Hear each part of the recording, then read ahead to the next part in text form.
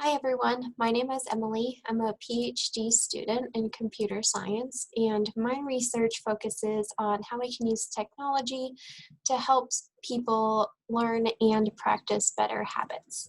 In this video, we're going to look at how we can use an algorithm to solve a problem and also practice writing it in pseudocode. So for this particular example, we're going to focus on the problem of choosing which car is a better deal. So when we're framing a problem, the first thing we want to look at is the inputs and outputs for a specific algorithm. In this case, I'm going to actually start with the outputs. So what are we trying to get at the end of solving this problem?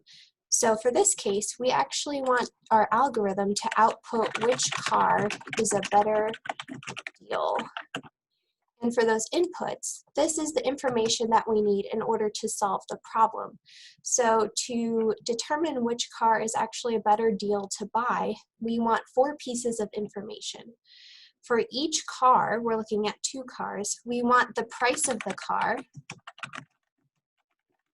and that's for car 1 and car 2. And for each car, we also want the fuel efficiency, car 1 and car 2. So this gives us 4 pieces of information that we need in order to solve the problem. So the second step in solving this problem is actually breaking it down into smaller parts, because choosing the better deal actually requires several steps that we need to do. So the smaller steps within this bigger problem that we need to do is calculate the cost of car 1, and then we also need to calculate the cost of car 2. And then finally, once we have those 2 costs, we need to compare the cost to see which is smaller, because that's how we decide which one is a better deal. Now, within that, we actually have some smaller steps to determine what the cost of a car is. So within the cost of a car, we have the initial purchase price. And then we also have the price of gas that you have to pay over the period of time that you're going to own the car. So that purchase price is actually going to come from the inputs that we already have from the first step. And the cost of gas is actually going to come, we need to calculate that ourselves. Now, what we need to do to determine the cost of gas is that we need to calculate the total number of miles that we're going to be driving the car. And then we also have to use that to determine the total number of gallons that you'll be using with that car. And that comes from the efficiency of the car that we also get from the inputs. After that, we'll need to calculate the total fuel cost of the car.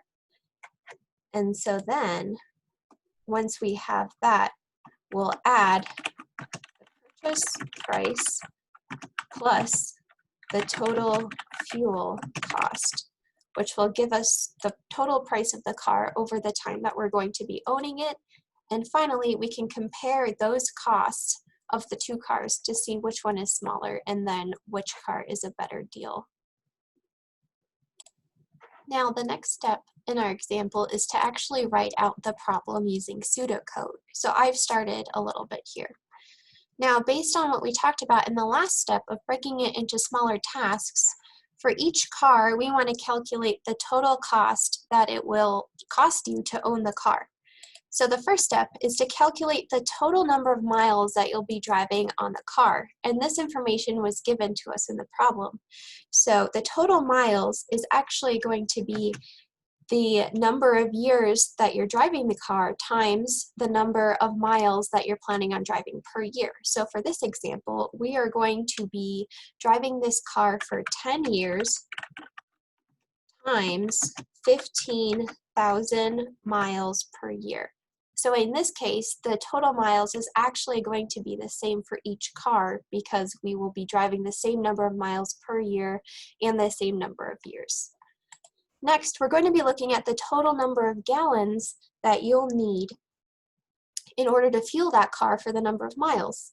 So in order to calculate that, we're going to say the total number of gallons equals the total miles divided by the fuel efficiency of the car. So in this case, we have a separate fuel efficiency, which we got from our inputs for each car. So the total number of gallons will actually be different depending on the fuel efficiency of the car. Next, based on the total gallons that our car will be consuming over that time, we're going to calculate the fuel cost that you'll have to pay to keep your car running. So in this case, the total fuel cost is going to be the total gallons that you use times the price that gas is. And we're going to assume that it's going to be a constant $4 per gallon for every year. Finally, we'll get that total price by adding the purchase price here plus the total fuel cost that we just calculated. So purchase price plus fuel cost. And so this number will also be different for each car because each one has a different purchase price and a different fuel cost based on the fuel efficiency of the car. So now at this point, we've calculated a total price for each car that we're considering. Now, the last step that we discussed in the last section is to compare the cost of each car to determine which one is a better deal.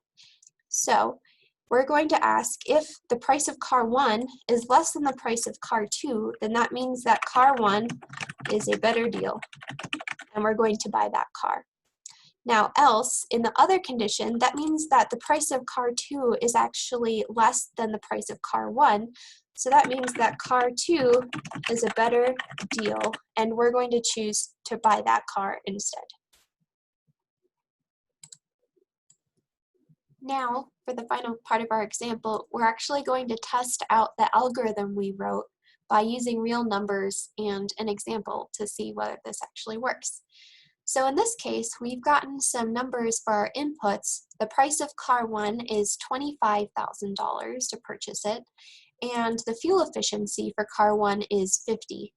And for car 2, the price to purchase is $20,000, which is cheaper than car 1, but the efficiency is also lower at 30, so we will end up paying more for gas. So we'll see which one ends up being a better deal in the long run.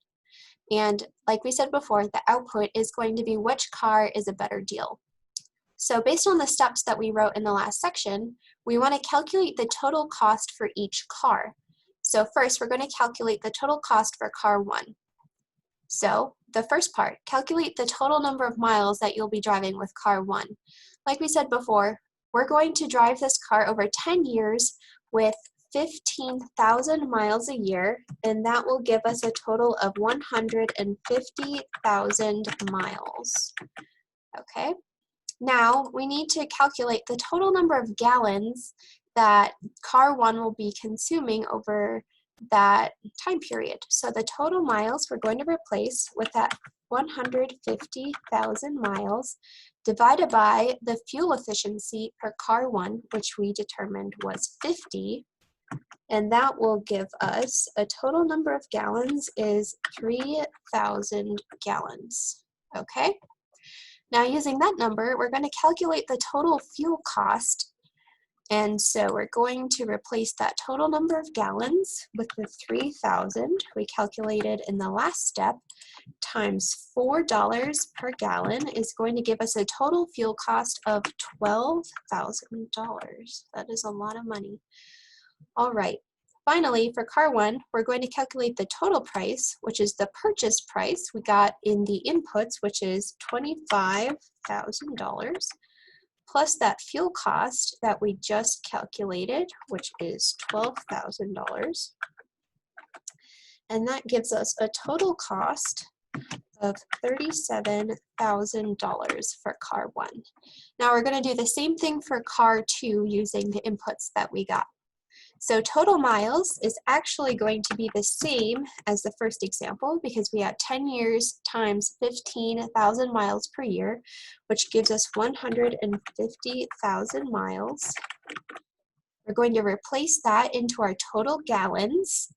So that is 150,000 miles divided by the fuel efficiency for car 2, which is different than car 1, which is 30.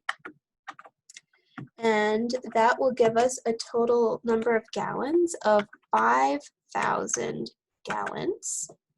All right, and now we're going to, using that total gallons, we're going to calculate the total fuel cost, which we're going to replace that with the 5,000 gallons that we just calculated times $4 per gallon is going to give us $20,000 in fuel costs over 10 years.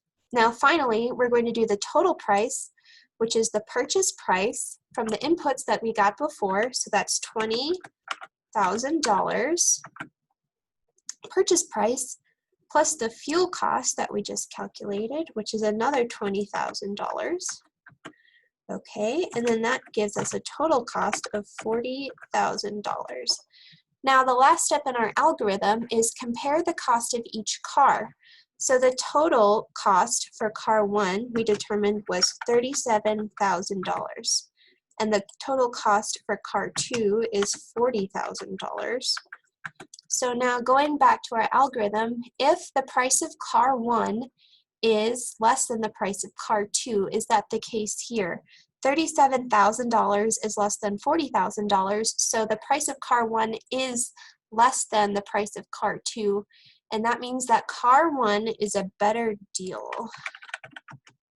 And that will be the output of our algorithm. And so we've gone through several steps to solve this problem. We've looked at what information do we need to solve the problem, what are we going to return. We've broken our problem down into smaller tasks, which is calculating the individual price of each car based on the purchase price and the gas costs. And finally, we compared the costs at the end. Then we wrote it out in pseudocode, which is readable. And we've translated it into a real problem where we've taken specific numbers that come from a real problem, plugged them into our algorithm, and it came out with an answer that makes sense. So I think that means that we did a good job.